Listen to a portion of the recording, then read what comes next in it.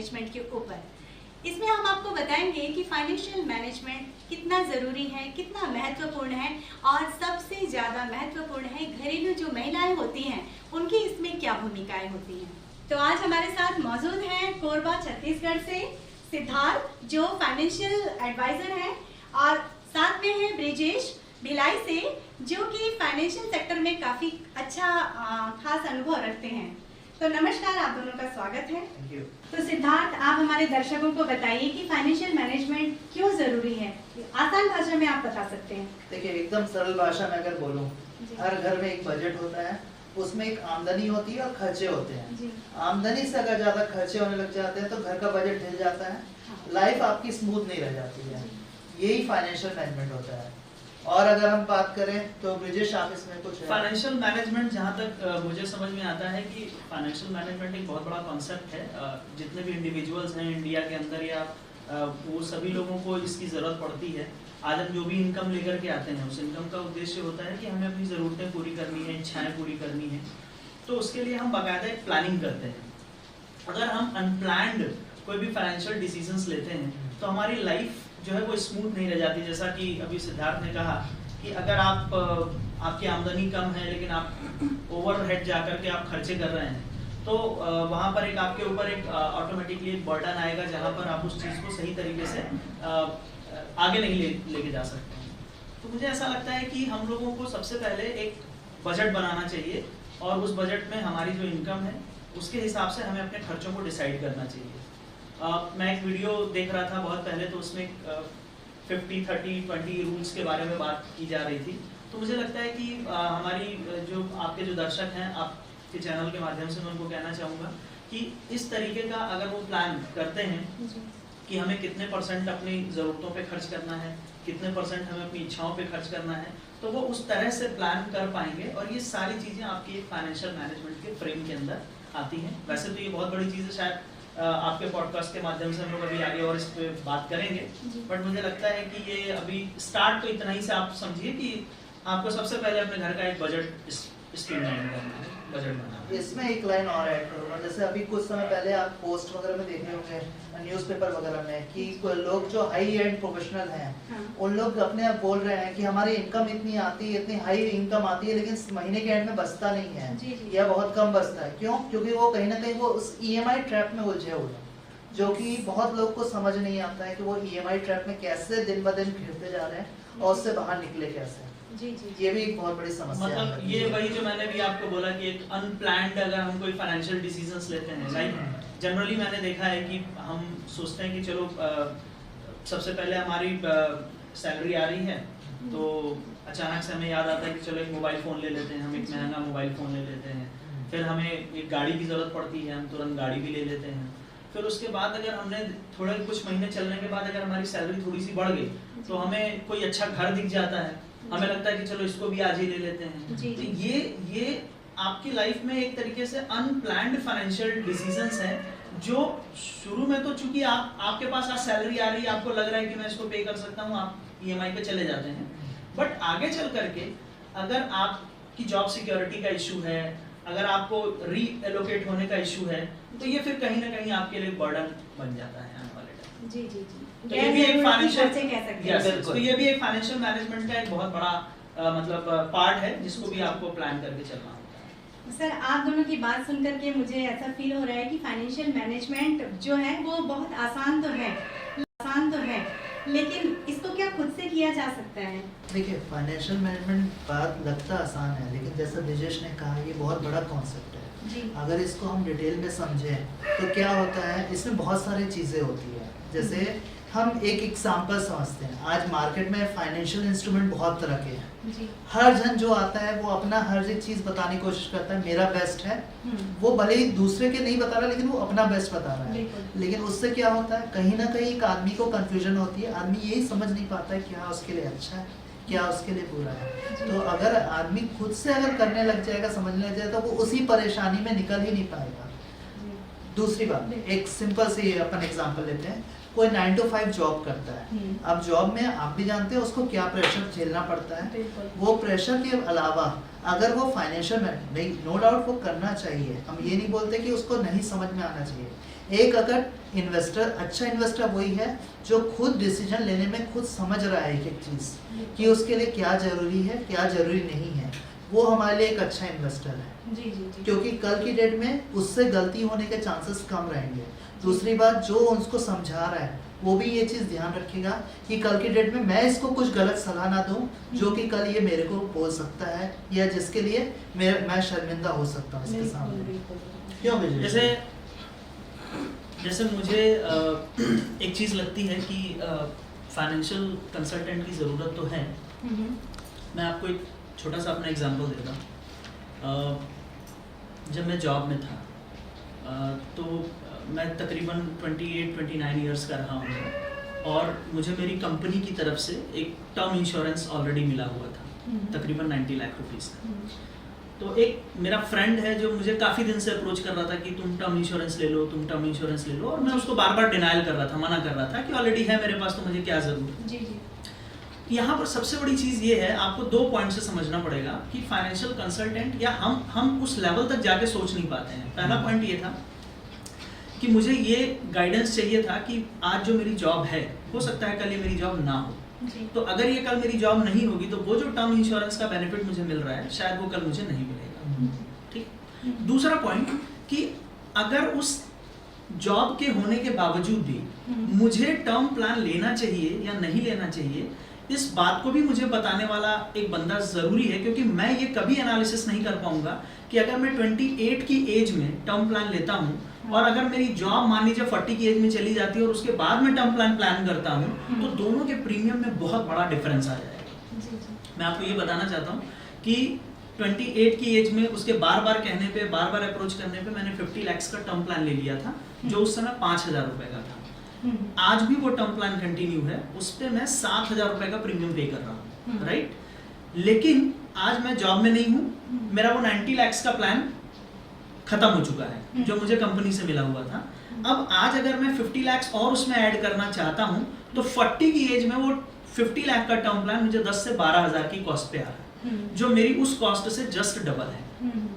तो अगर मैंने उस फ्रेंड की बात मानी होती या उसकी चीज को समझा होता और मैंने उसी समय अगर 1 CR या 1.5 CR का ले लिया होता तो शायद आज मेरी वो ह्यूमन लाइफ वैल्यू के हिसाब से शायद मैं अपने आप को कंप्लीटली सिक्योर कर पाता।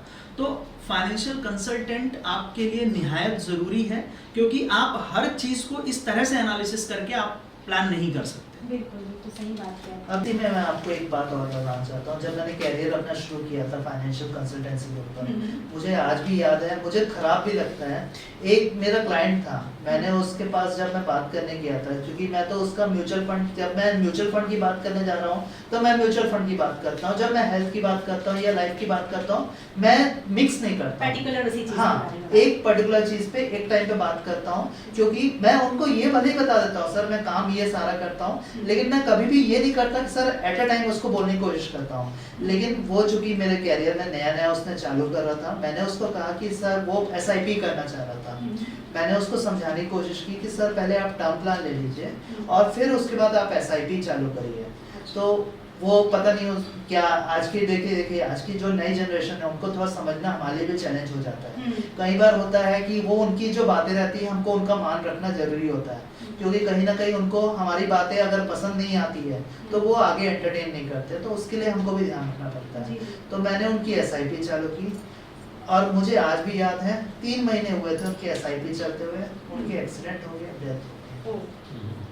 वो 3 महीने की SIP मात्र 2,000 की थी, 6,000 रुपए। लेकिन जो डेथ का जो ह्यूमन लाइफ वैल्यू थी उसका तो कोई अंदाजा नहीं, कोई भरपाई नहीं की जा सकती है। सही बात है ना। तो वहाँ से मुझे समझ में आया कि अगर कोई चीज़ ज़रूरी है तो हम जब तक उसको हाथ पकड़ के नहीं बोलेंगे कि जब तक आपको लोगे नहीं तब तक वो नहीं लेगा। सही बात है। ये कहीं ना कहीं हमको करना पड़ता है और आज भी करना पड़ रहा है। तो सिद्धार्थ, जैसे कि आपने अभी लास्ट में बताया, तो एक सरल भाषा में आप बताइए कि कोई भी आम इंसान को सबसे पहले, मार्केट में बहुत सारे प्रोडक्ट्स हैं, सबसे पहले उनको क्या चुनाव करना चाहिए?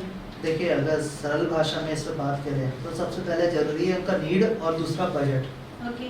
क्या होता है, जैसे एक सरल भाषा में बात करता हूँ, एक घर का पुरुष ही ज़्यादातर हर जगह होता है कि घर का पुरुष आगे बढ़ के टर्म प्लान लेता है, लेकिन उसकी वाइफ को ही नहीं पता रहता है कि उसकी वाइफ का टर्म प्लान है कि नहीं है, या उसके हस्बैंड ने क्या पॉलिसी कर रखी है। वो खाली एक कॉमन लाइन रहती है, मेरे हस्बैंड ने करवा रखा है, बस इससे ज़्यादा मेरे को कुछ जानकारी नहीं है। तो कहीं ना कहीं इसमें महिलाओं की भागीदारी भी उतनी इम्पोर्टेंट है जितना आपकी इम्पोर्टेंस है।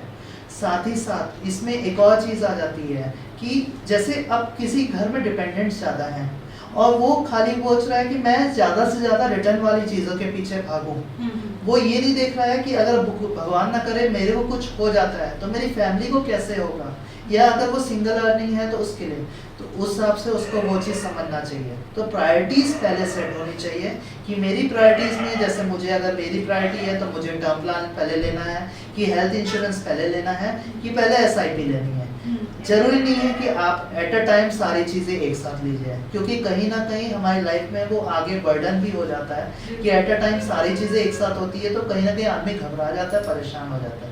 लेकिन वही अगर वो प्रायोरिटी सेट करे कि पहले मैं इस महीने या इस समय ये स्टार्ट करूँगा, फिर धीरे से दूसरी चीज़, तो उससे एक उसको आसानी होगी समझने करने में।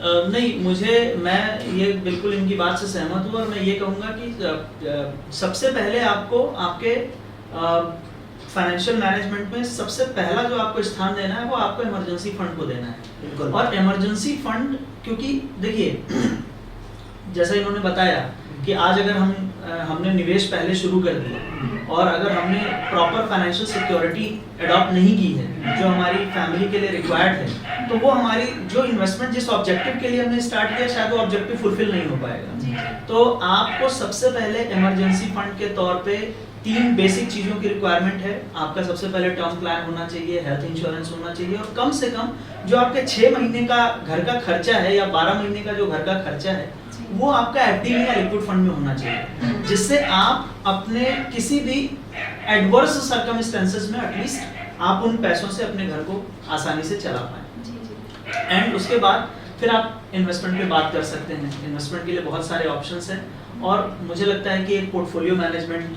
सिद्धार्थ बताएंगे आपको कि पोर्टफोलियो मैनेजमेंट पे भी काम किया जा सकता है, बिकॉज इन्वेस्टमेंट किसी एक एसेट में कर देना या किसी एक फंड में लगा देना पैसा वो ठीक नहीं है। तो मुझे लगता है कि उसमें हम काफी अच्छा डाइवर्सिफिकेशन कर सकते हैं। डाइवर्सिफिकेशन तो बहुत जरूरी है जैसा ब्रिजेश ने कहा, लेकिन इसमें मैं ब्रिजेश के साथ एक बात पे इत्तेफाक नहीं रख रहा हूँ, इस पर मैं जरूर कहना चाहूँगा।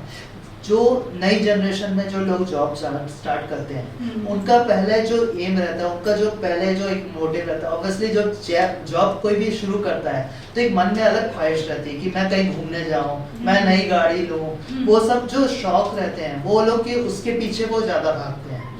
तो कहीं ना कहीं ये सब चीज़ें जो होती है ये साइड होती जाती है। तो इसलिए मेरा ये कहना है कि जो ब्रिजेश जो कहना चाह रहा है 6 महीने का इमरजेंसी फंड, वो जरूरी नहीं कि हर जगह वो चीज़ पूरी हो पाए, लेकिन हाँ आदमी को ये सोच के चलना चाहिए कि अगर मेरी इनकम इतनी है तो मैं इसमें कोशिश करूँ कि हर महीने एटलीस्ट कुछ फंड में सेव करना चालू कर दूँ। भले वो फंड मेरा आइडियल पड़े रहे अकाउंट में, लेकिन मैं कुछ तो सेविंग करूँ ताकि कभी इमरजेंसी आए तो मुझे ये ना हो कि मेरे को दूसरे के और देखना पड़े। नहीं, और इसका एक और भी रूप है कि अगर आप इमरजेंसी फंड बना के रखते हैं तो अगर आपने अपना कोई इन्वेस्टमेंट किसी ऑब्जेक्टिव को ध्यान में रख के किया है तो आपको अपने उस इन्वेस्टमेंट को तोड़ने की जरूरत नहीं पड़ेगी। सपोज करिए अचानक गाड़ी का इंश्योरेंस ड्यू हो जाता है, आपका हेल्थ इंश्योरेंस है उसका प्रीमियम ड्यू हो जाता है, तो एटलीस्ट आपके पास अगर वो इमरजेंसी फंड है तो आप उससे निकाल के खर्च कर सकते हैं। कोई अगर अनवांटेड मेडिकल सिचुएशन अराइज हो गई आप वहाँ पर उस पैसे को यूज कर सकते हैं। दूसरा, जैसे इन्होंने एक बहुत अच्छी बात कही है कि हमारी वांट भी है, डिजायर भी है, और एज के हिसाब से हमारी डिजायर चेंज होती है। जैसे आज अगर मान लीजिए कोई 20 साल का लड़का है, उसकी जॉब लग जाए, जाहिर सी बात है वो रिटायरमेंट के बारे में इतनी जल्दी नहीं सोचेगा। वो सबसे पहले ये सोचेगा कि मैं एक गाड़ी खरीद लूं, एक अच्छी सी बाइक ले लूं 100cc 300cc, या फिर मैं एक महंगा सा मोबाइल फोन ले लूं। तो मुझे ऐसा लगता है कि आपको अपनी इनकम को ना, जो मैंने बताया कि आपको डिवाइड कर लेना चाहिए कि 50% आप अपनी नीड्स पे खर्च कीजिए, 30% आप अपनी वांट्स पे खर्च कीजिए, एंड 20% एटलीस्ट आप सेविंग्स या इन्वेस्टमेंट्स पे आप काम करिए, और धीरे धीरे over a period of time आप उसको इंक्रीज करते जाइए। तो एक over a period of time आपके पास एक अच्छा फाइनेंशियल मैनेजमेंट आपका तैयार हो जाए। तो जैसा कि सिद्धार्थ अभी आपने एक जिक्र किया था न्यू जनरेशन जो ईएमआई लेकर के अपने सारी चीज़ों को चलाती है, तो मेरे मन में एक सवाल आया, वो मैं पूछना चाहूँगी कि ईएमआई लेकर के ये जो न्यू जनरेशन है, क्या वो भविष्य के सपने संजोती है या फिर गुलामी की ओर फंसती जाती है? आपका क्या कहना है इसमें? अंजू जी, जैसा कि आपने सवाल तो बहुत अच्छा पूछा है। सीरियसली अगर ये सोचने वाली बात है, क्यों ब्रिजेश, कि हम सही में ईएमआई को जो लेके सोच रहे हैं, क्या जो जेन जी को लेके अगर हम बात कर रहे हैं, तो अगर देखा जाए ना तो बहुत जगह तक तो हम बोलेंगे कि ये लोग गुलामी की उसमें ही जा रहे हैं कहीं ना कहीं। क्या बोलते हो आप? देखिए, जहाँ तक मुझे समझ आता है कि कंपाउंडिंग जो 8th वंडर इस धरती पे माना गया है, उसका फायदा अगर आप ईएमआई पे कर रहे हैं तो आप किसी और को दे रहे हैं, और अगर आप इन्वेस्ट कर रहे हैं तो आप खुद के लिए कर रहे हैं। बिल्कुल सही। तो उसका फायदा आपको मिलेगा। तो आज की जो जनरेशन है उनको सब चीजें तुरंत चाहिए, मतलब वो वेट नहीं करना चाहते। अगर आज कोई न्यू टेक्नोलॉजी अराइज हुई है तो भले उसको, उनके पास अगर पेइंग कैपेसिटी है और वो लोन लेकर के पे कर सकते हैं तो वो तुरंत लोन ले लेते हैं। लोन लेकर के उन्होंने मोबाइल फ़ोन ले लिया, जैसे मैंने पहले भी बताया अभी कि गाड़ी खरीद ली, सारी चीज़ें, और वो ईएमआई में फंसते चले जाते हैं। लेकिन होता क्या है कि एक टाइम के बाद, आज तो चलो खैर कि आपने स्टार्ट किया और आपके ऊपर कोई रिस्पॉन्सिबिलिटी नहीं है तो आप इन चीज़ों को किसी भी तरीके से मैनेज कर सकते हैं। लेकिन जैसे जैसे आप लाइफ में आगे बढ़ेंगे, आपके ऊपर रिस्पॉन्सिबिलिटीज आती जाएंगी, और उस समय तक अगर आपकी हर चीज़ को ईएमआई पे लेने की आदत पड़ चुकी है तो फिर ये आपके लिए एक बहुत बड़ा ट्रैप बन जाएगा जो आपको बहुत परेशान करेगा। तो मुझे ऐसा लगता है कि इनिशियली आप अगर इन चीज़ों को टाल सकते हैं, आपको सबसे पहले उन चीज़ों के बारे में सोचना है जिनको आप लाइफ में अवॉइड नहीं कर सकते और जो हर पॉइंट ऑफ टाइम पे आपके सामने है। एक एज के बाद आपके सामने वो चीज़ आएगी। आज अगर मैं आपसे बोलूं कि कोई 25 साल का व्यक्ति, आज उसकी पहली सैलरी आई है और आप उसको पहले दिन बोलोगे कि भाई आप अपने रिटायरमेंट के बारे में प्लान करो, तो शायद वो नहीं सोचेगा। सही बात है। लेकिन टेक्निकली अगर आप देखेंगे तो उसकी पहली सैलरी से पीएफ कटना शुरू हो जाता है, और ये पीएफ उसको उसके रिटायरमेंट पे ही मिलना है। तो वो आज नहीं सोच रहा है, वो अपने रिटायरमेंट के लिए नहीं सोच रहा, उसका एम्प्लॉयर उसके रिटायरमेंट के लिए सोच रहा है। तो कहीं ना कहीं आपको वो सारी चीजों के बारे में आज सोचना चाहिए। आपकी कॉस्टिंग कम होगी और आप एक ह्यूज वैल्यू क्रिएट कर पाएंगे। जैसे जैसे टाइम निकलता जाएगा और उसके बाद जब आप उसके बारे में सोचना शुरू करेंगे तो अल्टीमेटली फिर आपकी कॉस्टिंग, जो बोलते हैं ना कि आज अगर फाइनेंशियल मैनेजमेंट के बारे में हमने सोचना शुरू किया तो ये सस्ता है, लेकिन अगर आप बहुत सारा टाइम निकलने के बाद उसके बारे में सोचना शुरू करेंगे तो वो आपके लिए आप अफोर्ड नहीं कर पाएंगे, वो बहुत महंगा हो जाएगा आपके लिए। तो जेन ज़ी या आज की जो भी जनरेशन है, यंग जनरेशन, मैं उनको यही कहूँगा कि आप लोग लीजिए चीज़ों को, लेकिन अगर आप ईएमआई पे ही चीज़ें लेना चाहते हैं तो फिर आप 50-30-20 इस रूल को फॉलो करिए। आपका जो भी ज़रूरत का खर्चा है, जो भी आपकी वांट है, वो एक लिमिट के अंदर अगर होगी तो आपका रेशियो ठीक रहेगा, आप उसको मैनेज कर पाएंगे। अगर आप ओवर बजट होकर के जाते हैं तो फिर आपके लिए परेशानी डैम श्योर आगे खड़ी है। बिल्कुल सही। बिल्कुल। तो सिद्धार्थ, अभी आपने थोड़ी देर पहले बताया था, एक बात की जिक्र हुई थी कि महिलाओं को ज़्यादा कुछ पता नहीं रहता है।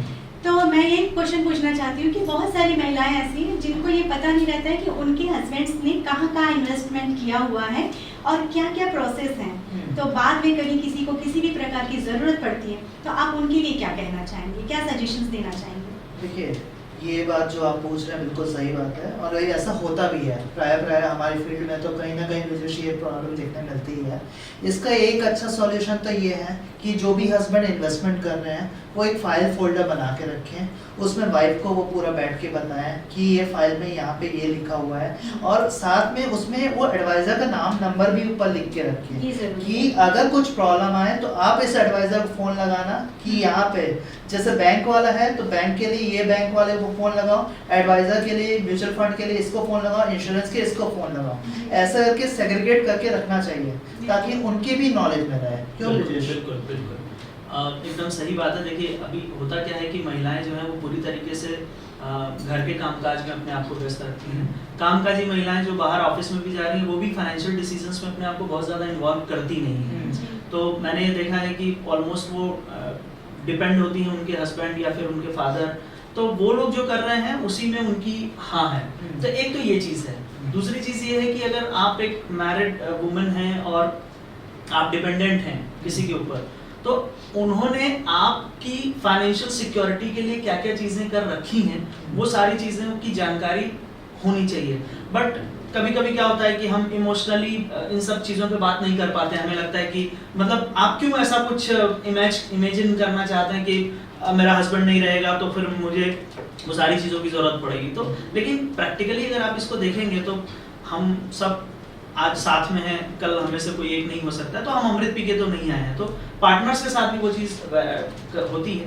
तो आपको ये बिल्कुल जानना चाहिए, ये पता होना चाहिए कि हस्बैंड ने क्या करके रखा है, क्योंकि उसके बाद की वो सारी जिम्मेदारी उनके ऊपर चली जाती है। बिल्कुल, कोविड ने तो हमको यही सिखाया ना, कोई भी चीज परमानेंट थोड़ी है। आज जो दिख रही है वो कल नहीं भी हो सकती है। तो इससे अच्छा चीजों को समझ के उस हिसाब से पहले से उसकी तैयारी करके रखो, वही आगे के लिए ठीक है। इसके अलावा एक और चीज है कि ज्यादातर महिलाओं का इंटरेस्ट गोल्ड और सिल्वर में रहता है, तो आपकी इसमें क्या राय है? देखिए, गोल्ड और सिल्वर तो हम शुरू से छोटे से देखते आए हैं कि गोल्ड और सिल्वर के बिना तो ना शादी पूरी होती है, ना घर का कोई फंक्शन पूरा होता है, ना एक महिला पूरी होती है। क्योंकि महिला के लिए तो गोल्ड और सिल्वर बहुत जरूरी है। तो इस पे एक जरूर मैं बात बोलना चाहूंगा, क्योंकि आज चूंकि गोल्ड और सिल्वर का रेट इतना भागते जा रहा है और लोग इसीलिए परेशान हो रहे हैं कि आगे हम कैसे मैनेज करें। तो उसके लिए एक अच्छा तरीका ये है कि आप गोल्ड और सिल्वर में डेली एसआईपी या वीकली एसआईपी चालू कर लीजिए। इसमें क्या है, थोड़े थोड़े यूनिट से आप बाय करते जाएंगे, एक लंबे पीरियड ऑफ टाइम में एक अच्छा आपके पास वो हो जाएगा। उसको आप फिर एनकैश कर सकते हैं गोल्ड में। सरकार बीच में जो सोवरेन गोल्ड बॉन्ड की स्कीम लाई थी वो भी अच्छी थी, अब वो कुछ कारण से उन्होंने बंद कर दिया, लेकिन जो उन्होंने उस समय उसमें निवेश किया आज वो भी फायदे में है।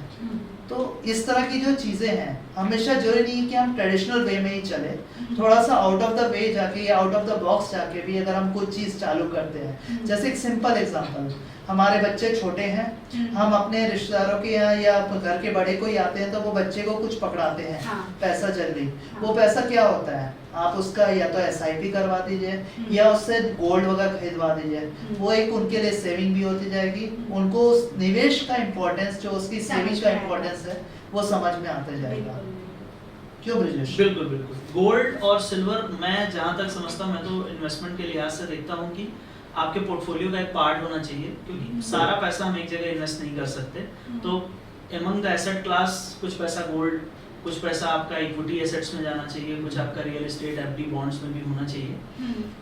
गोल्ड और सिल्वर आपके पोर्टफोलियो में एक हेजिंग का भी काम करते हैं। आप कभी भी देखिए कि जब मार्केट अनसर्टन होता है, जैसे आपने कोविड के टाइम पे देखा, या कभी भी अगर जैसे अभी जो जियोपॉलिटिकल सिचुएशंस हैं, मार्केट एक अनसर्टेनिटी की तरफ है, तो गोल्ड कहीं ना कहीं आपको पोर्टफोलियो को एक स्मूथनेस देता है कि अगर हम इक्विटी मार्केट से पैसा नहीं बना पा रहे हैं तो हम कहीं गोल्ड से पैसा बना पा रहे हैं या सिल्वर। और अभी सिल्वर भी बहुत तेजी से अट्रैक्ट कर रहा है हम लोगों को, बिकॉज एक सिल्वर का इंडस्ट्रियलाइजेशन यूज बहुत तेजी से बढ़ के सामने आ रहा है, तो आने वाले टाइम में इसकी भी डिमांड बढ़ेगी। तो गोल्ड एंड सिल्वर में आप निवेश के लिहाज से भी और साथ ही साथ अपनी समृद्धि के लिहाज से भी, कि जैसे इन्होंने बताया कि बच्चों की शादी करनी है, वहाँ पे गोल्ड की जरूरत है, तो उस लिहाज से भी आपको गोल्ड और सिल्वर में इन्वेस्ट करते रहना चाहिए। और एसआईपी जो इन्होंने बताया, ये तो बहुत बेस्ट ऑप्शन है कि आप एक छोटे अमाउंट से एसआईपी स्टार्ट करिए, क्योंकि एक साथ बहुत ज्यादा पैसा लगा करके गोल्ड सिल्वर खरीद पाना थोड़ा मुश्किल है। बट अगर आज आप थोड़ा थोड़ा थोड़ा थोड़ा करके डालेंगे तो एक टाइम पे आप एक अच्छा खासा उसके अंदर कॉर्पस बना लेंगे। बिल्कुल। तो जैसे ज्यादातर लोगों में एक भ्रांति फैली हुई है ना, उन लोगों का एक सटीक एक शब्द, एक वाक्य होता है कि शेयर मार्केट में या म्यूचुअल फंड्स में हम कुछ भी इन्वेस्ट करेंगे तो पैसा डूब जाता है।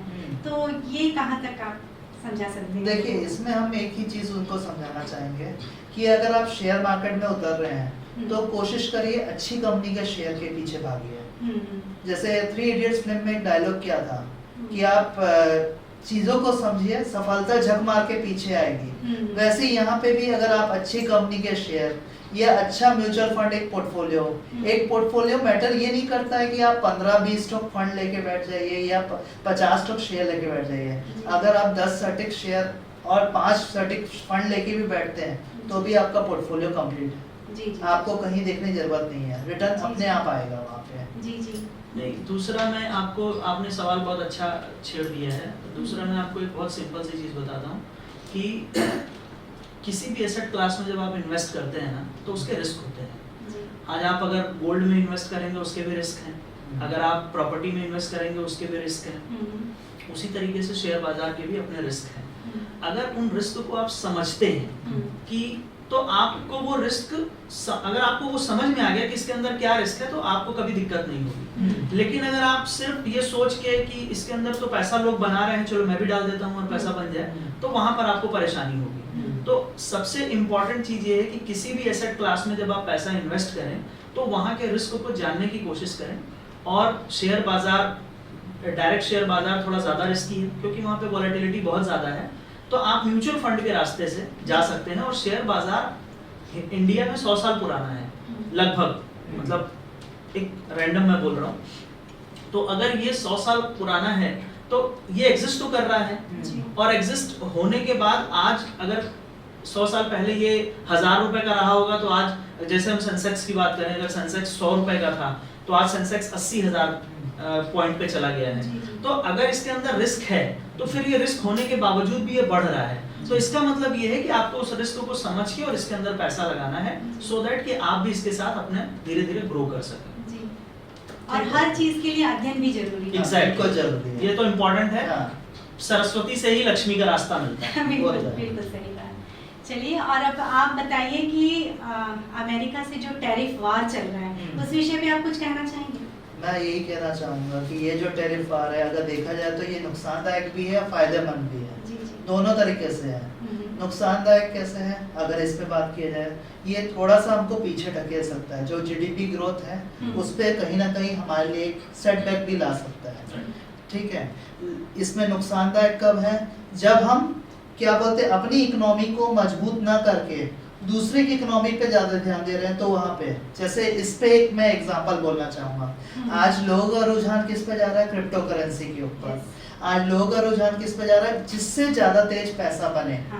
वो कहीं ना कहीं ये ध्यान नहीं दे रहे हैं कि हम उस चीज को करने के चलते हम अपना व्यापार या अपने लोगों का साथ खो रहे हैं। एक छोटा सा एग्जांपल, आज जो हमारे प्रधानमंत्री जी ने जो नारा दिया है, स्वदेशी अपनाओ, उस नारे का क्या महत्व है। हम अगर आपस में एक दूसरे से ट्रेड बढ़ाएंगे तो वो कहीं ना कहीं हमारी इकोनॉमी को मजबूत करेगा।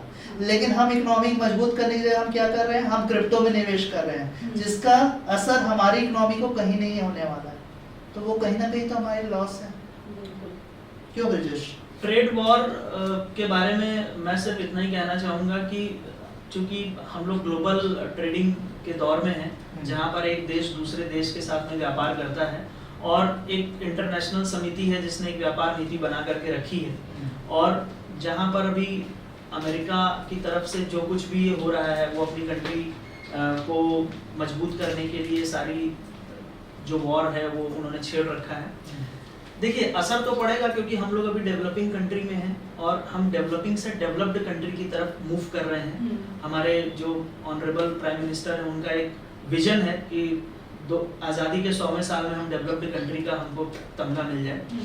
लेकिन उसके लिए करना ये होगा कि जैसा सिद्धार्थ ने बोला कि हमको आत्मनिर्भर बनना पड़ेगा। बहुत सारी चीज़ों के लिए हम अपने आस पड़ोस की कंट्रीज पे डिपेंडेंट हैं। तो जब वो कंट्री हमारे फेवर में काम करती है तब तो ठीक है, लेकिन जब वो हमारे फेवर में काम नहीं करती तो कहीं ना कहीं हम सफ़र करते हैं एज अ कंट्री और एज अ पॉपुलेशन, हम सब सफ़र करते हैं। ऑल्दो कि हम एक बहुत बड़ी पॉपुलेशन है, हम बहुत कंज्यूम कर सकते हैं, लेकिन अगर हम अपने ही मैन्युफैक्चरिंग करें और खुद कंज्यूम करें तो हमें किसी की डिपेंडेंसी की जरूरत नहीं होगी। तो शायद ये चीज़ हमें ज़्यादा मजबूत बनाएगी। और मोदी जी का भी यही कहना है कि आप आत्मनिर्भर बनिए और अपने देश को, ये हमारे लिए एक मौका है। उन्होंने इस आपदा में जो अवसर की बात करते हैं तो एक विजनरी लीडर का ये एक बहुत अच्छा एग्जाम्पल है कि उन्होंने बोला कि भाई अमेरिका अगर हमारे ऊपर ट्रेड वॉर लेके आ रहा है और हमें परेशान कर रहा है तो ये हमारे लिए मौका है कि हम आत्मनिर्भर बने और वो सारी चीजें हम खुद से डेवलप करें। और उसमें एज अ देश की जनता हम क्या कंट्रीब्यूट कर सकते हैं, हमें उस पर ज्यादा अच्छे से सोचना चाहिए। और कोविड में भी तो यही हुआ, जब हम दूसरी लहर आई तो हम उसके हिसाब से तैयार थे। क्योंकि हमने कहीं ना कहीं उस चीज को समझ लिया था कि हम कैसे इससे निपट सकते हैं। तो यहाँ पे भी यही चीज जरूरी है। तो सिद्धार्थ और ब्रिजेश, आज आप लोगों ने बहुत अच्छी अच्छी जानकारियां दी हमें। तो अंत में हमारे दर्शकों के लिए आप कुछ संदेश देना चाहें तो आपका स्वागत है। एक ही संदेश है जेनजी को, जो खासकर जो नई जनरेशन है, कि प्रायोरिटीज अपनी सेट करिए, खाली नई चीज़ों या नए विलासिता या ये सब चीज़ों के पीछे मत भागिए, प्रायोरिटीज़ को देखिए, एक टर्म प्लान, एक हेल्थ इंश्योरेंस, एक SIP, ये सब चीज़ को पहले प्रायोरिटी दीजिए। फिर धीरे धीरे तो जीवन तो अनंत है, जब तक अपनी जरूरत है तब तक जरूरतें कभी खत्म भी नहीं होती है। जी, आप कहें। सिद्धार्थ की ही बात को मैं भी दोहराना चाहूँगा। आपके सभी दर्शकों से मैं यही कहूँगा कि फाइनेंशियल मैनेजमेंट, जिस पे हमने ये अपनी पूरी डिस्कशन स्टार्ट की है, तो फाइनेंशियल मैनेजमेंट को इम्पोर्टेंस दीजिए।